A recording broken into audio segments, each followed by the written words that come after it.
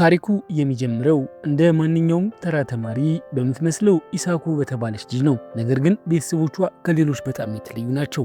ምክንያቱም ወላጆቿን በአደጋ ካጣች በኋላ የአንድ ትልቅ ያኩዛ ቡድን መሪ አያቷ ጥበቃ ስር ወድቃለች። በቤተሰቧ ዝና ምክንያትም ሁሉም ሰው ስለሚፈራት በትምህርት ቤት ጓደኛ ማፍራት አልቻለችም ነበር።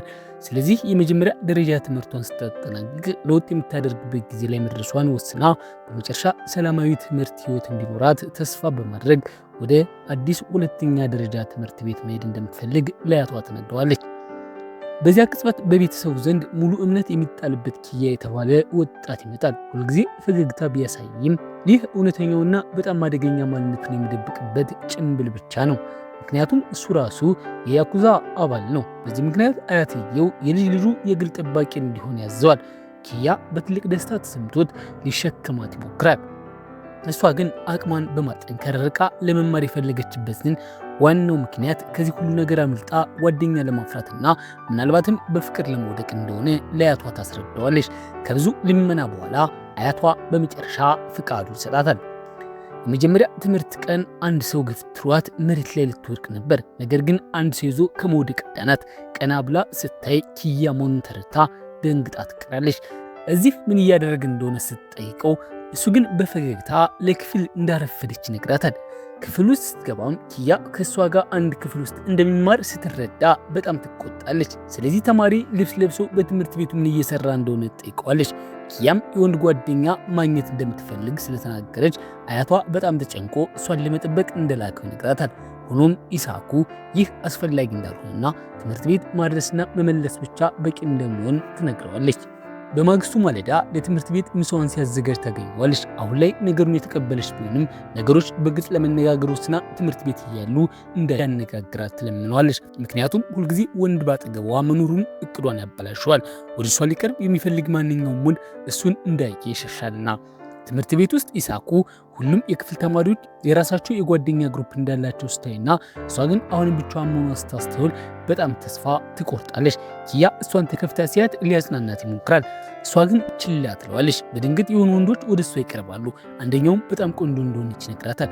ከማፈር የተነሳ ልትሞት ትደርሳለች። ነገር ግን በውስጧ በመጨረሻ ወንዶች ስላስተዋሏት በደስታ እየዘለለች ነበር። ሆኖም ይህ ደስታ ብዙም አልቆየም። ምክንያቱም ኪያ እሷን ለመጠበቅ ወንዶችን ለማባረር ይሞክራል። ይህ የኢሳኩን ቁጣ ይቀሰቅሰዋል። ተማሪዎቹም እንደ እንግዳ ሰው ይመለከቷታል። ከጥቂት ጊዜ በኋላ መምህሯ ለክፍል ኮሚቴ 2 ተማሪዎች እንደሚያስፈልጉ ታውጃለች። ኢሳኩ ይህንን ከሌሎቹ ጋር ለመቀራረብ እንደድል አይታ እጇን መውጣት ትፈልጋለች። ነገር ግን አይናፋርነቷ ይዛታል። በድንገት ኪያ እጁን አውጥቶ ሁለቱም ኮሚቴውን እንደሚቀላቀሉ ሲናገር እሷ ምን እንደምትል ጠፍቷት ትቀራለች። የስፖርት ክፍል ጊዜ ሲደርስም እድሉ ለኢሳኩ አልቀናት። ምክንያቱም ሁሉም ሴቶች ልጆች በደስታ ሲጫወቱ፣ እሷ ግን በስፖርት ረገድ በጣም ሰነፍ ነች። በሌላ በኩል ደግሞ ኪያ ቅርጫት ኳስ ላይ ልዩ ተሰጥኦ እንዳለው ከማሳየቱም በላይ ባለው ማራኪነት የተነሳ አሁን ከግማሽ በላይ የሆኑ የክፍል ተማሪ ጋር ጓደኛ ሆኗል። ኢሳኩ እሷ ላይ ሁሉም ነገር ሲከብዳት፣ እሱ ግን በቀላሉ ሰዎች ጋር ሲቀላቀል አይታ በቅናትና በትዝብት ትመለከተዋለች። ቤት እንደደረሱም ኢሳኩ ሁሉም ነገር ምን ያህል ቀላል እንደሆነለት በማንሳት ታማራለች። እሷ እንደ ጓደኛ ማፍራት እንዳለባት እንኳ በማስታወቅበት ሁኔታ እሱ ግን እየተዝናናና የሁሉም ሰው ትኩረት ማረፊያ እየሆነ እንደሆነ ትናገራለች። ሆኖም ኪያ ከመቆጣት ይልቅ በእርግጥ በስፖርት መሻሻል ከፈለገች ጠንክራ መስራት እንዳለባትና ተስፋ መቁረጥ እንደሌለባት ይነግራታል። ከዚያም በእርጋታ ፊቷን ይዞ ሁልጊዜም ከጎኗ እንደሚሆን ያረጋግጥላታል። ይህ ድርጊቱ ደግሞ ልቧ በከፍተኛ ሁኔታ እንዲመታ ያደርገዋል። ከዚያ ቅጽበት ጀምሮ ኢሳኩ ከያኩዛ ቡድናቸው ውስጥ ከሆኑ 2 ወንዶች ጋር ልምምድ ማድረግ ትጀምራለች። ሆኖም በቸለልተኝነቷ ምክንያት ኳሷ ትመታታለች። ኪያ መጎዳቷን ሲያይ ልጁን ይመታዋል። ነገር ግን ኢሳኩ ራሱ የሰጣት ምክር በመከተል እንድትለማመድ እሷ ራሷ እርዳታ እንደጠየቀቻቸው በመጥቀስ ታስቆመዋለች። ከልምዱ ድካም በኋላ ኢሳኩ እጆቹ በከፍተኛ ጥረት ምክንያት በጣም ቀልተው ነበር። የምታደርገው ነገር ለሴት ልጆች ስትነግራቸው ጠንክራ እየሞከረች መሆኑን አውቀው በጣም ይደሰታሉ። በዚህም በይፋ የእነሱ ግሩፕ አባል እንድትሆን ይጋብዟታል። ይህ ደግሞ ኢሳኩን በራሷ ጥረት ጓደኞች ማፍራት በመቻሏ በጣም ያስደስታታል። በመጨረሻም ላይ ልምምዱ ሁሉ ፍሬ አፍርቶ በጥሩ እልጥፍና አብዛኞቹን ኳሶች መመለስ ትችላለች። በመጨረሻው ጨዋታ ላይ ደግሞ ጣቷ ቢጎዳም ተስፋ ሳትቆርጥ ለማሸነፍ የሚያስፈልገውን የመጨረሻ ነጥብ ታስመዘግባለች። ድሉንም ከአዲሶቹ ጓደኞቿ ጋር ታከብራለች። ነገር ግን እንደ ንስር አይን ያለው ኪያ መጎዳቷን ወዲያውኑ ያስተውላል። ስለዚህ ድንገት ተሸክሟት ወደ ሕክምና ክፍል ወስዳታል። እጇን በፋሻ እያሰረላት ሳለ ኪያ እንዲህ ራሷን ችላና ብዙ ጓደኞች አፍርታ ማየቱ በጣም እንደሚያስደስተው ይናዘዝላታል። ነገር ግን በተመሳሳይ ጊዜ ከእንግዲህ በኋላ ከጎኗ እሱን የማትፈልገው መስሎ ስለሚሰማው የመለየት ፍርሃት አድሮበት ማዘኑ ይገልጽላታል። እሷ ግን በተቃራኒው እሱ ሁልጊዜ እዚያ ሆኖ እየደገፋ ስላለ ብቻ ደፋር መሆን እንደቻለች ተመልስለታለች። በዚህም ተነክቶ ራሱን በጉልበቶቿ ላይ ያሳርፋል። እሷም በእርጋታ ጸጉሩን ታሻሸዋለች። በውስጧ ግን በፍቅር መውደቅ እንደሌለባት ደጋግማ ራሷን ታስጠነቅቃለች። በመቀጠል በክፍል ኮሚቴው ስብሰባ ላይ ሁሉም ነገር በተለመደው ሁኔታ ይቀጥላል። በመጨረሻ ግን ኪያ ለጥቂት ጊዜ ወደ መጸዳጃ ቤት ይሄዳል። በዚያ ቅጽበት ማሳቶ የተባለ ልጅ ወደ እሷ ቀርቦ ራሱን ያስታውቃል። ጓደኛ መሆን እንዲችሉም ስልኳን ጠይቃታል። ኢሳኩ በጣም ተደስታ ወዲያውኑ ትቀበላለች። ሆኖም ኪያ ጣልቃ በመግባት ማሳቶን እንዲርቅ ይነግረዋል። በኋላ ላይ ኢሳኩ ስለ ኪያ ባህሪ ይቅርታ በመጠየቅ ለማሳቶ መልእክት ትልካለች። ልጁ ምንም ችግር እንደሌለው ይነግራታል። እንዲሁም ከጓደኞቹ ጋር ወደ ካራኦኬ እንድትመጣ ይጋብዛታል። እሷም በደስታ ትስማማለች። ነገር ግን ኪያ ስልኳን ነጥቆ እንዳትሄድ ይከለክላታል። ተበሳጭታ ስልኳን ለመመለስ ስትሞክር በላዩ ላይ ትወድቃለች። ይህም የሁለቱንም ልብ በፍጥነት እንዲመታ ያደርገዋል። በድንጋጤና በጭንቀት ወዲያውኑ ትነሳለች። ከዚያም ኪያ የሚያከብራት ወንድ ልጅ ማግኘት ከባድ ስለሆነ ለማታውቃቸው እንግዳ ሰዎች ወዲያውኑ እንዳትላመድ ያስጠነቅቃታል። ኢሳክ ግን የምትወደው ሰው እሷ ራሷ እንድትመርጥ መልሳ ወደ ካራኦኬ ትሄዳለች። ካራኦኬ ስትደርስ ሁሉም ሰው ሲዘፍን አይታ ትንዘና ማለት ትጀምራለች። ሆኖም ግን ሁሉም ሰው መሳሳም ሲጀምር የነበረው ድባብ ሙሉውን ይቀየራል። ይህ ደግሞ ፈጽሞ ያልጠበቀችው ነገር ነበር። በድንገት ማሳቶ ሙዚቃውን አቁሞ ሊሰማት ወደ እሷ ይጠጋል። ነገር ግን ኪያ እሱን ገፍትሮ ካራቀው በኋላ ኢሳኩን ከዚያ ቦታ ይዟት ይወጣል። መኪና ውስጥ እንደገቡ ምንም ጉዳት እንዳልደረሰባት ጠይቃታል። እሷም ደህና መሆኗን ትነግረዋለች። ኪያ ቅፍ አድርጎ ያረጋጋታል። ይህ አሳቢነቱ ደግሞ ልቧን ይነካዋል። በመቀጠል የት እንደነበረች እንዴት ሊያውቅ እንደቻለ ስጠይቀው በስልኳ ላይ ባለው የጂፒኤስ መከታተያ መሆኑን ነግራታል። እሷም በጣም ትደነቃለች። በዚያው ቅጽበት ሊፕስቲኳ ሸሚዙን ማበላሸቱን ሁኔታ ይቅርታ ጠይቀዋለች። እሱ ግን በቅርብ ርቀት ትኩር ብሎ ይመለከታት ነበር። እሷም ምን ያህል መልከ መልካም እንደሆነ ታስተውላለች። በዚያ ላይ ደግሞ ኪያ ሁልጊዜም እንደሚጠብቃት ይነግራታል። ይህም ልቧ ይበልጥ በፍጥነት እንዲመታ ያደርገዋል። ወደ ክፍል ሲመለሱ የፈተና ውጤት ሲያዩ 0 ስለመጣ ትቆጣዋለች። ስልታግዘው እንደምትችልም ትነግረዋለች። አብረው እያጠኑ ሳለ አንዲት ጓደኛቸው ፍቅረኛሞች እንደሆኑ ጠይቃቸዋለች። ኪያ ወዲያውኑ አይደለንም ብሎ ይመልሳል። ይህ መልሱ እሷን እንደ መገፋት ስለተሰማት በጣም ታዝናለች። ቆየት ብሎ ኪያ ወደ አንድ ስብሰባ ይሄዳል። ከዚያም ካኦሪ የተባለ ሴት ልትሰማውና ወደ ቤቷ ልትጋብዘው ትሞክራለች። እሱ ግን ፈቃደኛ ሳይሆን ይቀራል። ሲመለስ ኢሳኩ በንዴት እየጠበቀችው ያገኛታል። ግራ ተጋብቶ ስላላጠና የተናደደች መስሎ ይጠይቃታል። እሷም አዎ በማለት ትዋሻለች። ኪያ ጥሩ ሽልማት ከሰጠችው ይበልጥ ጠንክሮ ለማጥናት በጨዋታ መልክ ሀሳብ ይቀርብላታል። ኢሳኩ የሚቀጥለውን ፈተና ካለፈ የጠየቀውን ማንኛውም ነገር እንደምትሰጠው ቃል ትገባለች። ከዚያ ቅጽበት ጀምሮ ኪያ በጥንካሬ ማጥናት ይጀምራል። ፈተናውንም ማለፍ ይሳካለታል። ምንም አይነት ሽልማት እንደሚፈልግ ስጠይቀው መሳም እንደሚፈልግ ይነግራታል። ሰውን ግራ በመጋባት በጓደኛዋ ፊት ፍቅረኛዋ መሆኑን ክዶ አሁን ደግሞ መሳሳም መፈለጉን በማንሳት ታማራለች። የሷ ምላሽ ሲያይ ኪያ ጥያቄውን ወደ ሌላ ቀለል ያለ ነገር ለመቀየር ይወስናል። ይህም ወደ እንስሳት ፓርክ መሄድ ነበር። ለምን ያንን ቦታ እንደመረጠ ለማወቅ ስትጠይቀው ከልጅነቷ ጀምሮ እንስሳት እንደምትወድ ስለሚያውቅ እንደሆነ ያስረዳታል። ይህ ልቧ በደስታ እንዲዘል ያደርገዋል። ሁለቱም እንስሳት በማየትና አብረ ፎቶግራፎችን በመነሳት በጣም ልዩ ቀን ያሳልፋሉ። በተጨማሪም ኪያ ራሱ የሰራውን ስጦታ በመስጠት ያስገርማታል። ይህንንም ቀደም ሲል ለመሳም በመጠየቁ ይቅርታ ለመጠየቅ ይጠቀምበታል። ምንም እንኳ ቀደም ሲል ብዙ ሴቶች ስሞ የነበረ ቢሆንም ከእውነተኛ ፍቅር የመነጨ መሳሳምን የፈለገው ግን አሁን መሆኑን ይናዘዝላታል። ይህን ስትሰማ ኪያ ሊስማት እንደሚችል ትነግረዋለች። ነገር ግን በእርግጥ እርግጠኛ መሆኗን ስጠይቃት ከጭንቀት የተነሳ ደንግጣ ትሮጣለች። ያ እየፈለጋ ሳለ በድንገት ከተቀናቃይ ቡድን የመጣ አንድ ሰው ጥቃት ሲሰነዝርበት ይሞክራል። ድምፁን ሰምታ ኢሳኩ ስትቀርብ ኪያ መጎዳቱን ታያለች። ወዲያውኑ ኪያ ሾፌሩን መጥቶ እንዲወስዳቸው ሲደውል ኢሳኩ በጣም ትጨነቃለች። የቤተሰብ ሐኪሙ ካከመው በኋላ በመጨረሻ ትረጋጋለች። ሆኖም ስለተፈጠረው ነገር ማሰብ ትጀምራለች። ያኔም በኪያ ፍቅር መውደቅ የሌለበት ለምን እንደሆነ ታስታውሳለች። ምክንያቱም የያኩዛ ዓለም እጅግ በጣም አደገኛ በመሆኑ በማንኛውም ቅጽበት ልታጣው ትችላለች። ስለዚህ በጣም ጥሩ ነገር ሰላማዊ ፍቅር መፈለግና ከችግር ርቆ ሰላማዊ ሕይወት መኖር ነው። ከጥቂት ጊዜ በኋላ ከበታቾቹ አንዱ መጥቶ አያቷ በአስቸኳይ ሊያገኟት እንደሚፈልጉ ይነግራታል። እዛ ስትደርስም ሌላ ኃይለኛ የያኩዛ ድርጅት መሪ ከአያቷ ጋር በጣም እየጠበቀ ግንኙነት ስላላቸው ከልጅ ልጃቸው ከሚኪዮ ጋር መጥተው ታገኛለች። ሆኖም ግን ስትወጣ ሚኪዮ ከጀርባ በድንገት እቅፍ አድርጎ ያስደነግጣታል። እሷም በጣም ደንግጣ ወዲያውኑ ትሸሻለች። በዚያ ቅጽበት ያ በቦታ ይደርሳል። እሷም በመፍራቷ ከሱ ጀርባ ትደበቃለች። እሱም ደህና መሆኗን ይጠይቃታል። ነገር ግን በድንገት ሚኪዮ ሊመታው ይሞክራል። ሆኖም ኪያ ጥቃቱን በቀላሉና በቀልጠፍና በመከላከል ወደኋላ እንዲያፈገፍግ ያስገድደዋል። ትምህርት ቤት ውስጥ ጓደኞቿ ለሴቶች ብቻ ወደ ተዘጋጀ ግብዣ ይጋብዟታል። እሷም ይህንን ጥያቄ በከፍተኛ ደስታ ትቀበላለች። በምግብ ሰዓት ላይ ኢሳኩ የምትወደው ሰው እንዳለ ትጠይቃለች። ኢሳኩን በመጨረሻ አዎ በማለት እውነቱን ትናዘዛለች። ይህንን የሰሙት ጓደኞቿ ማን ሊሆን እንደሚችል አስቀድመው እንደጠረጠሩ በመግለጽ በከፍተኛ ሁኔታ ይደሰታሉ። ሆኖም የጓደኞቿ ምክር ይበልጥ ግራ ያጋባታል። አንደኛዋ ምንም ሳትፈራ ስሜቷን እንድትገልጽ ስታበረታታት፣ ሌላኛዋ ደግሞ ፍቅሯ ተቀባይነት ላያገኝ ስለሚችል እንድትጠነቀቅ ትመክራታለች። ብዙም ሳይቆይ ከኪያ ወደ ሬስቶራንት ሊወስዳት እንደመጣ የሚገልጽ መልእክት ይደርሳታል። ሆኖም ልክ ልትመልስለት ስትል እሱ ከአውሪ ጋር አብሮ ሲመጣ ታያለች። በዚህ ምክንያት ከአውሪ እስክትሄድ ድረስ ጠብቃ ትቀርበዋለች። እንዲሁም መምጣቱ አስፈላጊ እንዳልነበረ ትነግረዋለች። እሱ ግን እሷን መንከባከብ መቼም ቢሆን ለእሱ አሰልቺ ወይም ሸክም እንደማይሆንበት ይመልስላታል። ይህ ቃሉ ልቧን በጥልቅ ይነካዋል። በሌላ ቦታ ሚኪዮ ከሌሎች ወንዶች ጋር በከባድ ፍልሚያ ውስጥ ሆና ይታያል።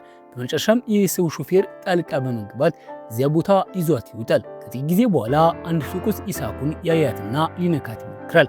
ይህም በከፍተኛ ሁኔታ ያስፈራታል። ኪያ ወዲያውኑ ጣልቃ በመግባት ለብቻቸው ለመነጋገር ወደ ውጭ ይዞት ይወጣል። ግራ በመጋባት ሚኪዮ ለምን የተማሪ ልብስ ለብሶ በትምህርት ቤት እንደሚዞር ይጠይቀዋል። ኪያ ኢሳኩን እንደሱ ካሉ መጥፎ ሰዎች ለመጠበቅ ያደረገው እንደሆነ ይነግረዋል።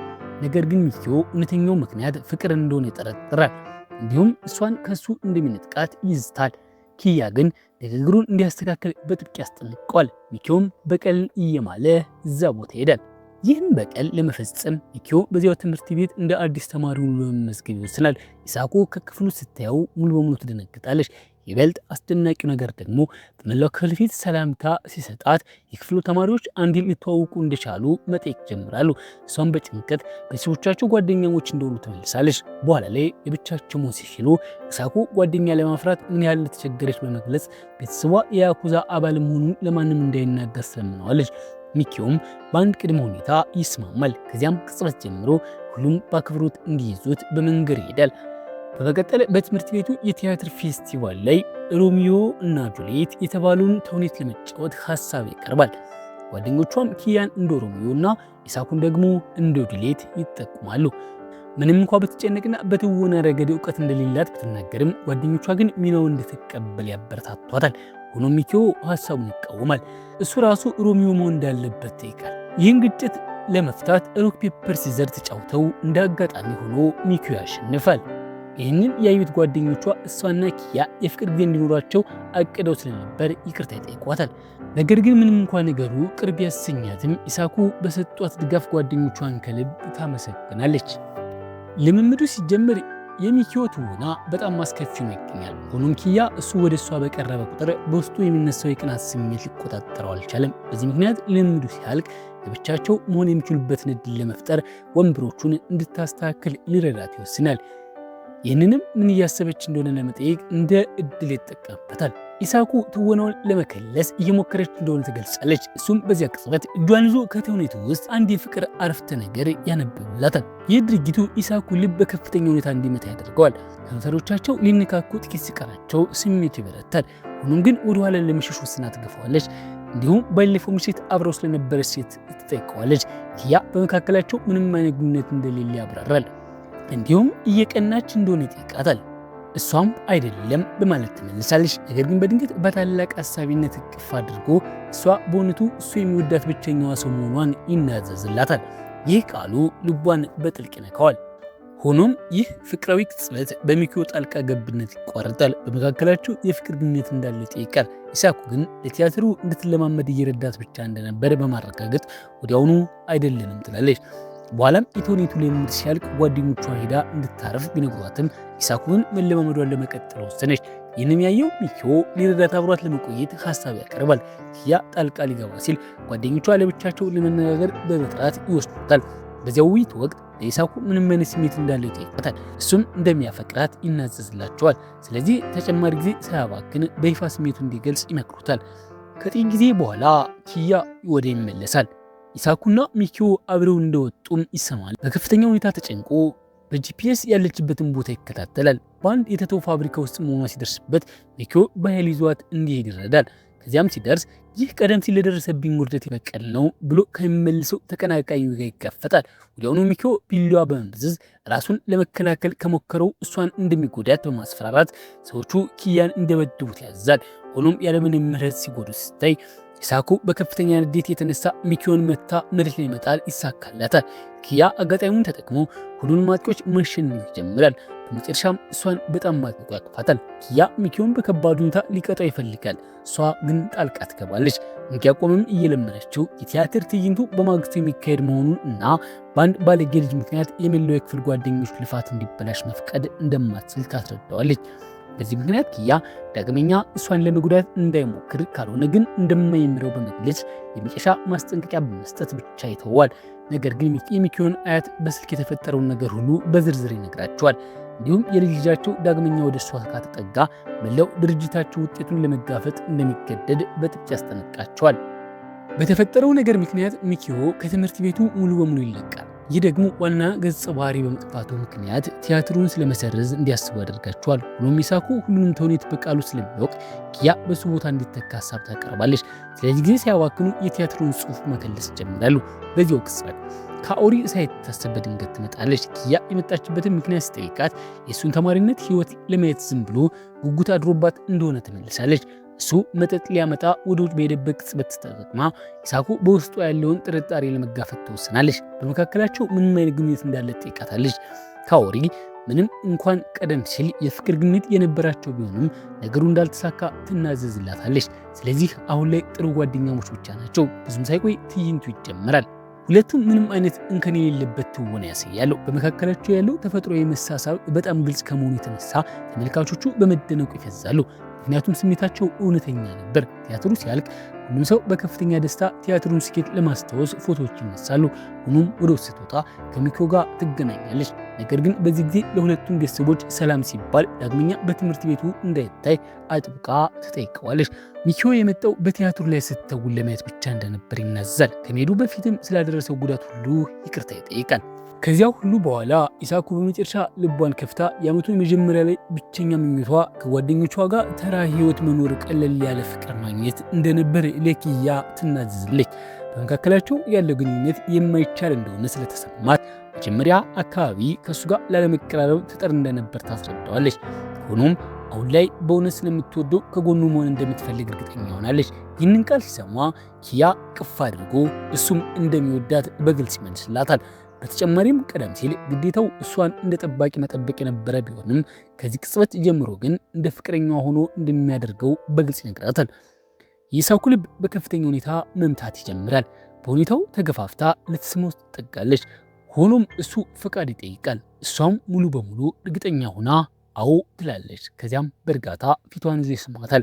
በዚህም ይህ ድራማ ፍጻሜውን ያገኛል። የታሪኩ ዋና መልእክት እውነተኛ ፍቅርና ማንነት የሚገኘው ከማህበራዊ ጫናዎች በመላቀቅና ለራስ ስሜት ታማኝ በመሆን ነው። ይህም በተለይ ከጎናችን ሆኖ ሁልጊዜ ለሚደግፈን ሰው ልባችንን ስንከፍት ያረጋግጣል። ታሪካችን ከዚህ ጋር ያበቃል። መልካም ጊዜ። ፎሎ እያደረጋችሁ ቤተሰብ ሁኑ። በሌላ ታሪክ እስከምንገናኝ መልካም ጊዜ ቤተሰብ።